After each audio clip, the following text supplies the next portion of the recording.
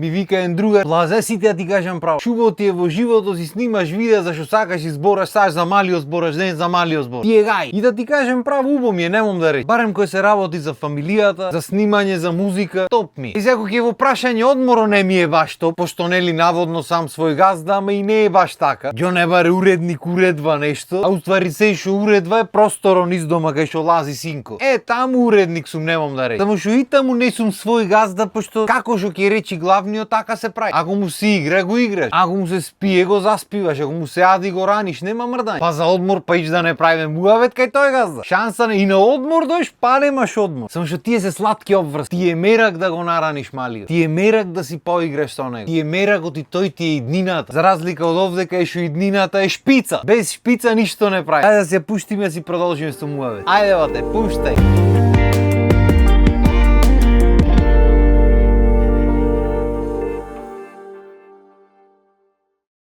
Најфасцинантно нешто кај сите беблаци ми е слободата што си имат, умствената слобода. Пошто се раѓа празна табла, брат, ништо не. И се го интересира и за нив не постојат граници. Тоа е права слобода. А не овде јас што сум зборал, што сум снимал, што сакам. Слободата кај беблаците. Ниеден човек во векот се нема родено со граници во. Границите подоцна си се стварат. И обично се наметнати. Ја од родители, ја од социјалниот круг, ама не е битно. Битно дур се беблаци, брат, нема за нив, нема препрека не постои. Не му е јасно ни дека опасност постои и дека може да се удра. Ништо, бате, тој го гледа нештото и сака да го направи, да го гибни, да го спозне. Пример, ќе си дојдам јас од работа, ќе влезам низ врата и ме гледа малиот тата и тргнува, бате. Дали има играчки на пат, дали има препрек, маси столици, не е битно ништо. Камион да има преку него ќе помини, ќе дојде. Значи 2% не се тркала ништо, дали може да се удри, дали може да се лизне, не е битно. Битно тој го виде тато и мора во секундата кај тато да се оди. Тунел визија. И го гледаш, ќе тргни, гази преку играчки, се боцнува, се лизнува, падни, стани, помини преку едно, преку шесто. И пример, јас ке клекнам да опречекам и одма ме чапнува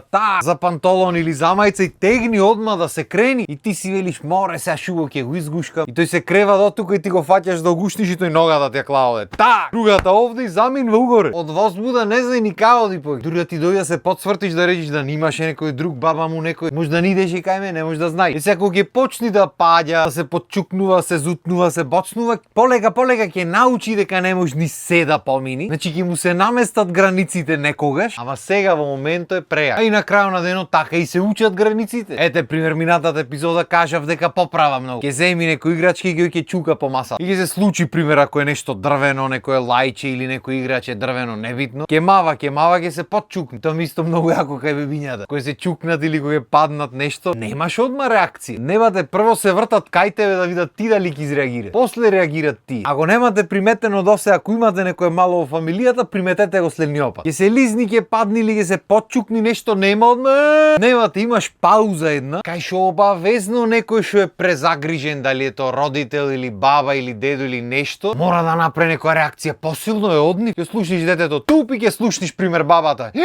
На баба тој што направи. И тука почнува плачење. А ако се случи истата ситуација и слушниш туп и го гледаш се врти кај си ти, никој не реагира. Тој може ќе покемка мал, ќе си пушти некој звук, ама ќе си продолжи да си игра. Ен другар вика, скара правевме, вели, јас се свртив да озеам месото, малиот кладе раката наска. И се изгори, вели, тргна раката и се врти кај нас. Ние вика ништо, жената си сецка салата, јас си продолжувам со месото, го клавам, си промрмори малце, вели, и си продолжи да си игра. И са не дај Боже ти нормално дека ќе те боли душата детето твоја кога клај раката нашпор или наскара или не. Арно, ама сам да речам, најголемиот дел од реакциите и од границите децата ги учат од домашни. И то доста е еднаш да видат некој да реагира на нешто и може да нема одма да почнат да го имитират, ама ќе му остани тука. И нормално дека на детето му треба љубов. И дека тебе како родител ќе ти дојди да го крениш, да го гушниш, да го тешиш и сите марифет. Ама колку ќе го учиш така, толку поголем проблем ќе имаш во иднина. Пример, изгорвање на раката е стварно сериозна повреда. Ти нормално дека ќе треба да ја санираш, да му помогнеш и така натаму, ама тој секако е веќе уплашен, уште ти да му направиш реакција, да се доуплаши скроз, наместо на научена лекција да не гиба поке таму ти страв ќе му направиш за цел век. За мене ми е јасно дека е полесно за родителите децата се плашат од се до некое време. Арно малце потешко е после во живот, ама добро, ај кој сум јас да кажам. Назад ми е зимата, мене ќе си видам јас. Исто ми е фасцинантно што го доживувам целиот процес на расте. Чи го гледаш од минута во минута, од сад во сад, ден во ден, како расти, учи и се променува. Прво не можеше да се преврти, па научи да се превртва. Сам научи се превртваше преку рака вака, јас не знам, некојаш и вака спие како апсана да е. Па научи да се превртва, па после не можеше да лази, па почна се крева, па се крева како склекој да прави. Па полека почна да лази, па се афише ќе го гледаш стамва, се крева, се држи на стварите. Пример ќе стои тука, се држи на ова и оди се движи, ако е маусот или далинското потаму. Ќе си оди до него, ќе си оземи. И пример ако му падни овде, не се пушта по него, не евате, полека ќе си седни прво, после ги си го земи. Ама за да дојди до таму, тој сигурно има паднато еднаш два пати, си има малце упрпано, ама си го учи сами. Стоењето со држање се претвори во трчање. Тек тогаш ќе почне да ги открива границите. Ама јако ми е како природно без никаква додатна вежба или кузнај шо, пример сме правеле ова, па го направи ова, врска нема брат. Све сам природно. Што ти значи мајка природа? Исто пример со исхраната. Прво млекце, па помала цуцла, поголема,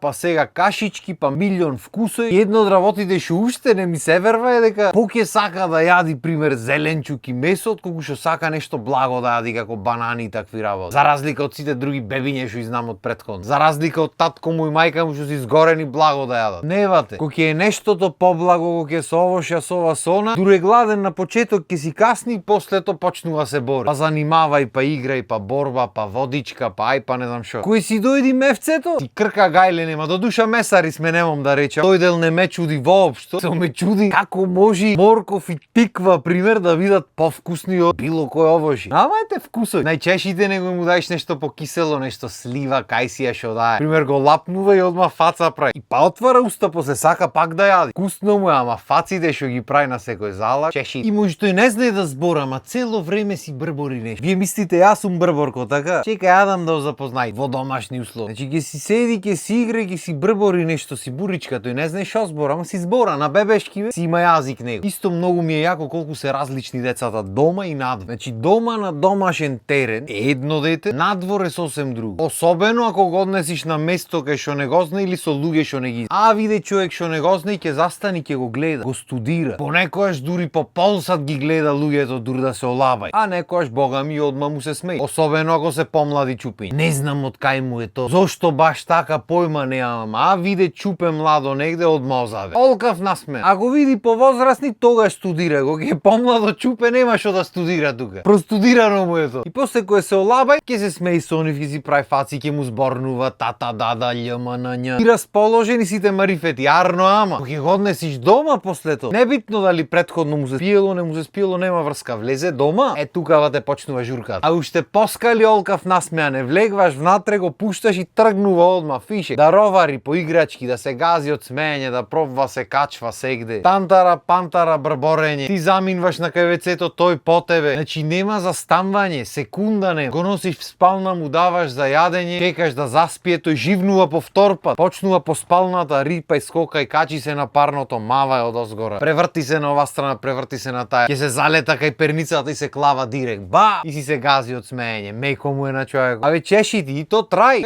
Некојаш по сат и пол знае да трај. Тој замини десно, ти по него, тој лево, ти по не можеш да застани. Тоти кој што рековме, уште границите не си знае, ќе летни од кревет. Мора да пазиш. Значи чеши ти не виде. Исто така прејак момент ми е со сите беблаци во светот, воопшто, никогаш нема да го разберам. А тој е моментот му се спие, ама неќат да спие. Значи му паѓа глата, гледаш, очите му паѓат. Уморен, не се дава бат, не ти се предава што сака нека и се бори до последно. Ти пример ќе го збориш, ќе го легниш и вака легнува готов, замижан и пак почнува, станва, пак кефој, пробва ти избега, го фаќаш за нозе, го враќаш назад, пак легнува. Значи кај да ќе заспие, ама не во ова секунда, пак ќе стане. Нема откажвање вате, граници не постојат тук. Не брат, кој што реков, преубај моменти, преубај обврски. Вистина е целодневна работа, ама кој се работи за еднината нема мрдање. Што сака нека е убој. И мислам дека на тој убав муавет треба да завршиме и ова епизода. Ако се сложвате арно, ако не, кој ве прашава? Толку од мене за денес. Поздрав, имајте убав ден.